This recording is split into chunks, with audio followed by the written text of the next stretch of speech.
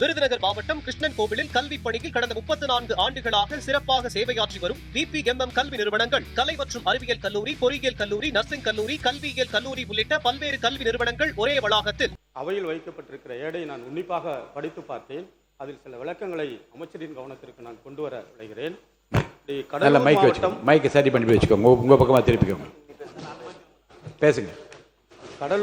கடலூர் மாவட்டம் பரங்கிப்பேட்டை குறிப்பாக மீன் வளம் அதிகமாக செல்வாக்கு மிக்க பகுதி. அது மீனவர்களுடைய வாழ்வாதாரம் முக்கியமானது. அங்கே அதோடு சார்ந்திருக்கிற விவசாயம் முக்கியமானது.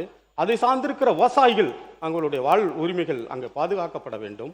இப்படி தரைத்தளத்திலிருந்து கடலில் 10 கிலோமீட்டர் தூரத்திற்கு ஆழ்குழாய் கிணறுகள் மூலமாக 10,000 கிலோமீட்டருக்கு அடி தூரம் அதை குழாய் போடுகிற காரணத்தினால், இந்த ஹிந்துஸ்தான் ஆயில் எக்ஸ்ப்ளோரேஷன் நிறுவனத்தின் மூலமாக போடுகிற காரணத்தினால் பாண்டிச்சேரியிலிருந்து கன்னியாகுமரி வரை இருக்கிற கடல் வளம் முற்றிலுமாக பாதிக்கப்படும். மிகப்பெரிய அளவில் அது நம்பி இருக்கிற மீனவர்களுடைய வாழ்வியலில் மிகப்பெரிய பாதிப்புகளை உருவாக்கும். அதை சார்ந்திருக்கிற விவசாயிகள் இந்த ஆழ்குழாய் கிணறுகள் போட போட வெளியேறுகிற தண்ணீர் அருகாமையில் இருக்கிற தரைத்தளத்தில் மேல இருக்கிற விவசாய நிலங்களில் அது உப்பு நீராக பாதிக்கிற அபாயமும் ஏற்பட்டிருக்கிறது. அதிலிருந்து 11 கிலோமீட்டர் தான் இருக்கிறது பிச்சாவரம் என்ற மிகப்பெரிய சுற்றுலா தலம்.